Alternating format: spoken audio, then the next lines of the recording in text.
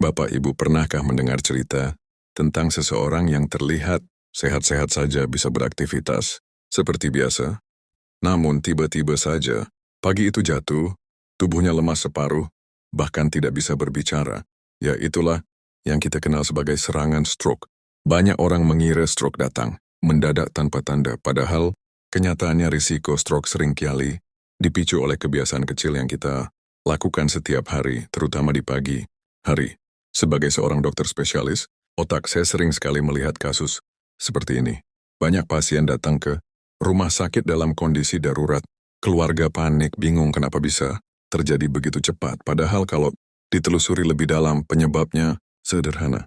Kebiasaan pagi yang sepele, yang dianggap normal ternyata bisa menjadi pemicu utama terjadinya stroke.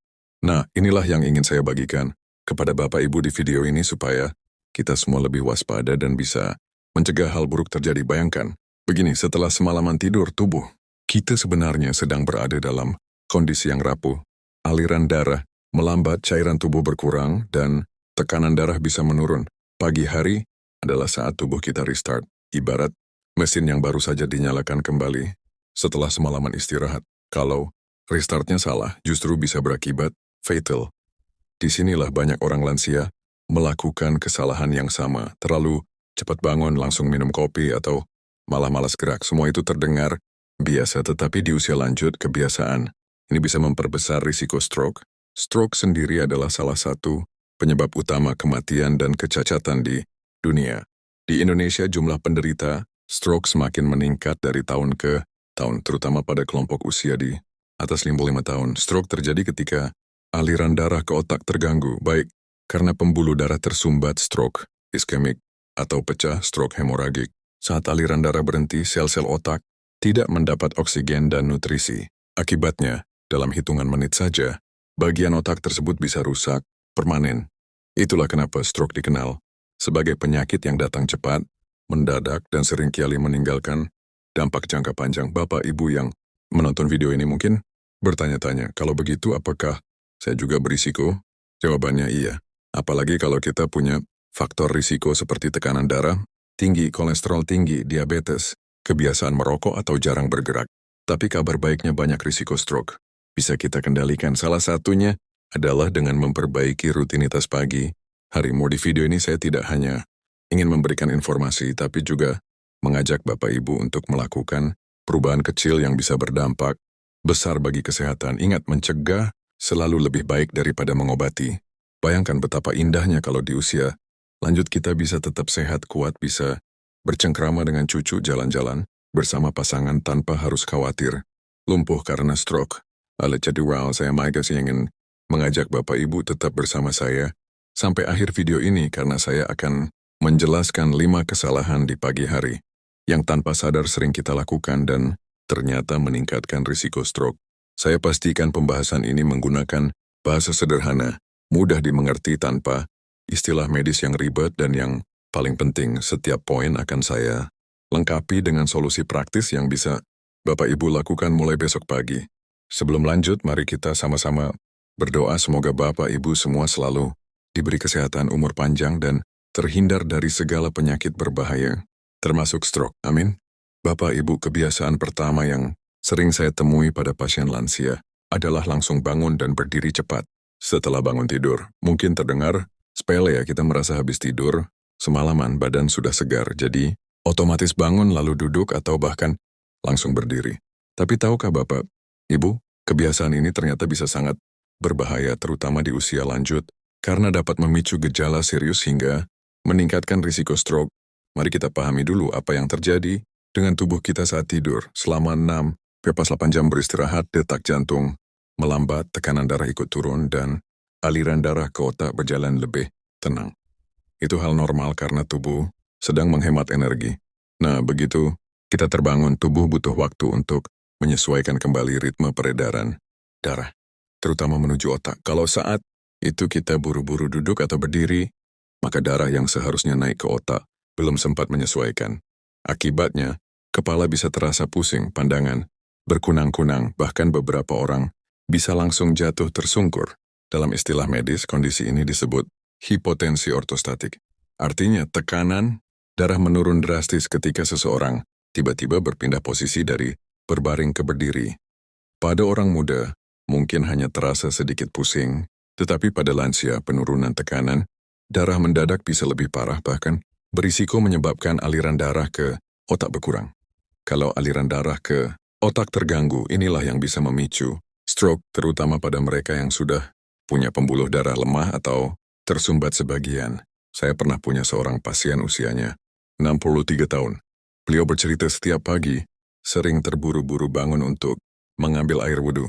Suatu pagi, begitu bangun dari tempat tidur, beliau langsung jatuh terjerembab. Tubuhnya kaku di satu sisi dan tidak bisa bicara. Setelah dibawa ke IGD, hasil CT scan menunjukkan serangan stroke ringan akibat sumbatan pembuluh darah di otak. Padahal kalau beliau bisa lebih pelan-pelan bangun, mungkin peristiwa itu bisa dicegah.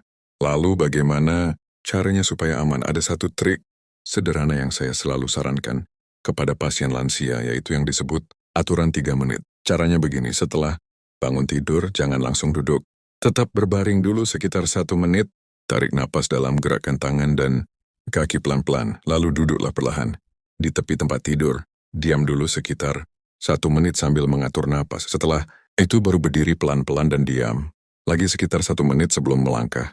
Dengan cara sederhana ini, tubuh punya waktu untuk menyesuaikan aliran darah dan detak jantung. Otak pun mendapat pasokan darah dengan baik sehingga risiko pusing, jatuh maupun stroke bisa berkurang.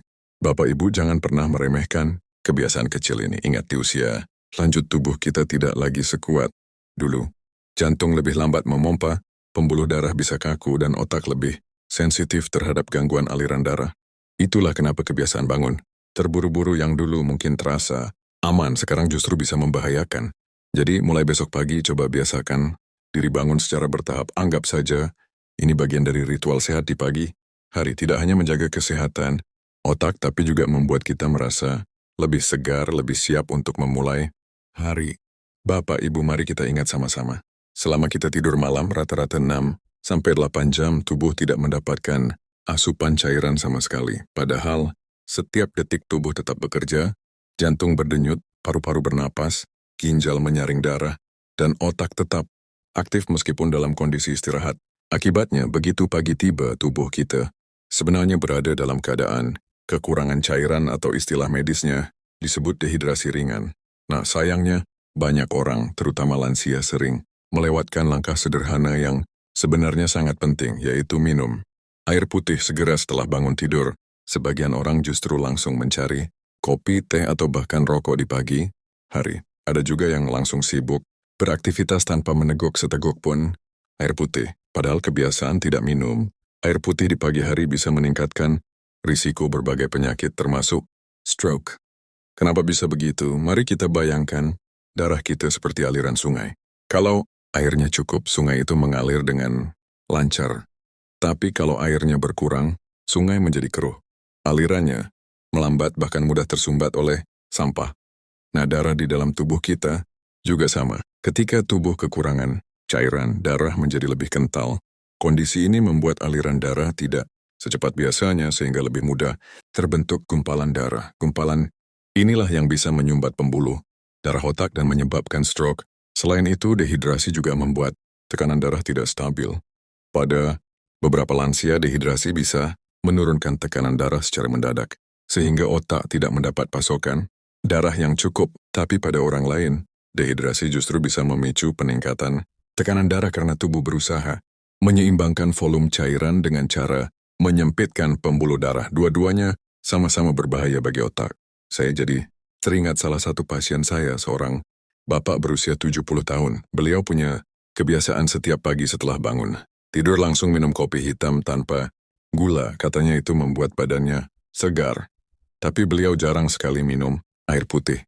Akibatnya suatu ketika beliau mengalami gejala stroke ringan, bibir mencong, tangan terasa lemas sebelah.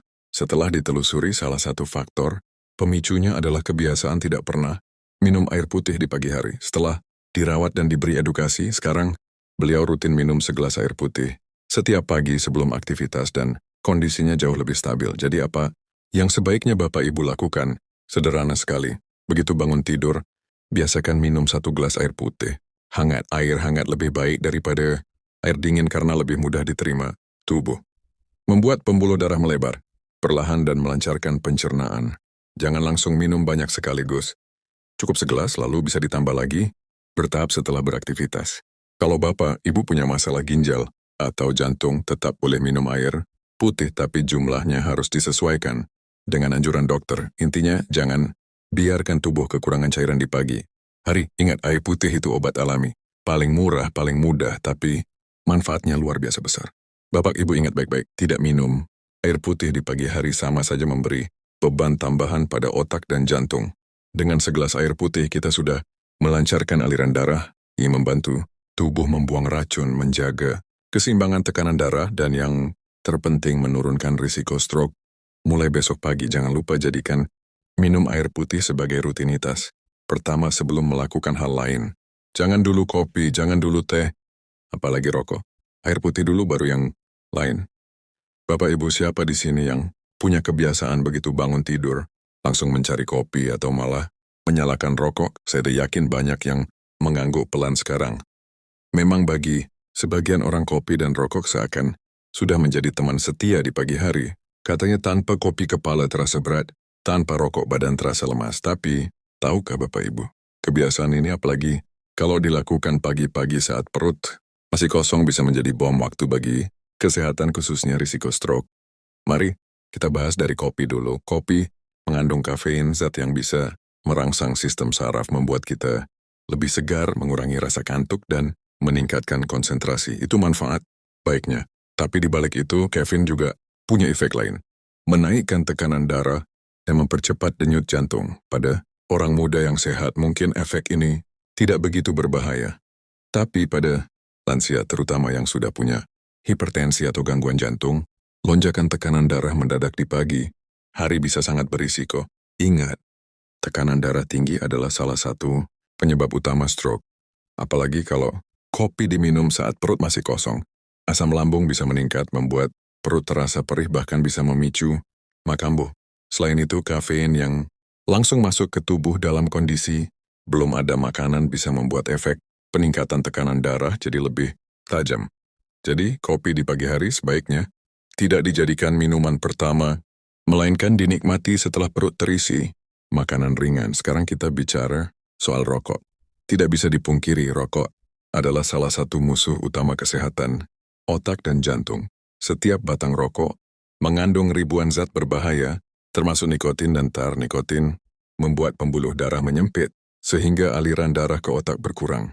Sementara tar, zat kimia lain, merusak lapisan dalam pembuluh darah, membuatnya lebih mudah tersumbat. Nah, kalau pembuluh darah otak menyempit dan tersumbat, stroke pun tinggal menunggu waktu yang lebih parah. Ketika rokok dikombinasikan dengan kopi di pagi hari, efek buruknya menjadi ganda. Kafein dari kopi menaikkan tekanan darah, sementara nikotin dari rokok menyempitkan pembuluh darah. Bayangkan tekanan darah naik, pembuluh menyempit, otak jadi menerima aliran darah yang tidak stabil.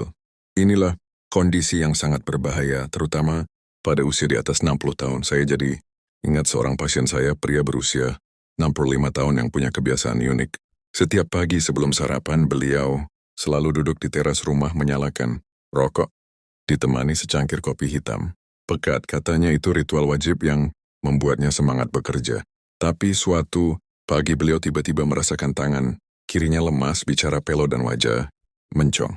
Ketika dibawa ke rumah sakit, ternyata beliau mengalami stroke iskemik karena penyumbatan pembuluh darah otak. Salah satu pemicunya adalah kombinasi kopi dan rokok di pagi hari yang sudah menjadi rutinitas selama bertahun-tahun. Bapak Ibu, saya tidak melarang sepenuhnya minum kopi. Kopi masih boleh dikonsumsi asalkan dengan cara yang benar. Pilih kopi tanpa gula berlebih, jangan lebih dari 1-2 cangkir sehari, dan jangan diminum saat perut kosong. Minumlah setelah sarapan ringan, agar efek lonjakan tekanan darah bisa lebih terkendali. Tapi untuk rokok, jujur saya sebagai dokter hanya bisa bilang tidak ada kata aman untuk merokok. Setiap batang rokok tetap menambah risiko penyakit jantung, paru, dan stroke. Kalau bisa dikurangi itu sudah langkah besar. Kalau bisa berhenti, total itu jauh lebih baik. Ingat, berhenti merokok bukan hanya menyelamatkan Bapak Ibu, tapi juga keluarga yang ikut menghirup asapnya. Jadi kalau pagi hari Bapak Ibu terbiasa langsung mencari kopi atau rokok, mulailah pelan-pelan mengubah kebiasaan. Itu, gantilah dengan minum air putih terlebih dahulu atau kalau ingin minuman, hangat bisa pilih teh herbal atau air, jahe ringan. Tubuh akan lebih segar, otak lebih sehat dan risiko stroke pun berkurang. Bapak Ibu yang saya hormati, kita semua tahu bahwa sarapan adalah waktu makan yang penting. Tapi yang sering tidak disadari adalah apa yang kita pilih saat sarapan bisa jadi penentu kesehatan otak dan jantung kita. Banyak sekali orang yang terbiasa sarapan dengan makanan tinggi gula seperti roti manis, kue, donat, atau bahkan hanya teh manis dan kopi susu yang gulanya berlebihan. Kenapa ini berbahaya? Karena gula yang berlebihan membuat kadar gula darah naik secara tiba-tiba. Tubuh memang akan cepat terasa segar, tapi sayangnya efek itu hanya sementara. Setelah 1-2 jam, gula darah justru akan turun drastis, sehingga tubuh menjadi lemas, mudah, pusing, bahkan bisa gemetar. Bagi orang lansia, kondisi naik turun gula darah ini tidak hanya menyebabkan rasa tidak nyaman, tapi juga meningkatkan risiko terjadinya kerusakan pada pembuluh darah. Pembuluh darah yang setiap hari mendapat hantaman gula tinggi bisa menjadi lebih rapuh, dindingnya menebal dan akhirnya lebih mudah tersumbat. Inilah salah satu pintu masuk terjadinya stroke. Mari saya beri gambaran sederhana. Bayangkan pembuluh darah kita seperti selang air. Kalau setiap hari kita aliri dengan cairan yang terlalu kental atau terlalu korosif, lama-lama selang itu bisa retak, bocor, atau tersumbat. Nah, gula darah yang terlalu tinggi dan naik turun tajam itu seperti cairan korosif yang lama-lama merusak dinding pembuluh darah di otak dan jantung kita. Selain itu, sarapan tinggi gula juga memicu penumpukan lemak berlebih. Kok bisa? Karena saat gula darah naik, tubuh akan melepaskan insulin dalam jumlah besar. Insulin inilah yang akhirnya menyimpan gula berlebih dalam bentuk lemak. Jika kondisi ini berulang setiap hari, maka risiko obesitas meningkat, dan obesitas sendiri adalah salah satu faktor utama pemicu stroke. Ada satu penelitian menarik yang menunjukkan bahwa orang yang terbiasa sarapan dengan makanan tinggi gula cenderung mengalami peningkatan risiko penyakit jantung dan stroke hingga 20-30% lebih tinggi dibanding mereka yang memilih sarapan sehat. Seingat, walaupun sarapan terlihat sederhana, dampaknya sangat besar untuk kesehatan jangka panjang. Contoh makanan yang termasuk tinggi gula dan sebaiknya dibatasi saat sarapan antara lain kue, bolu, roti manis, donat, gorengan yang diberi gula, sereal instan yang manis, minuman energi, serta teh atau kopi dengan gula berlebih. Jangan lupa, beberapa produk yang terlihat sehat, seperti yogurt, rasa buah, atau jus, kemasan juga bisa mengandung gula yang sangat tinggi. Lalu apa yang sebaiknya dikonsumsi? Sarapan sehat untuk lansia sebaiknya mengandung protein, serat, dan lemak.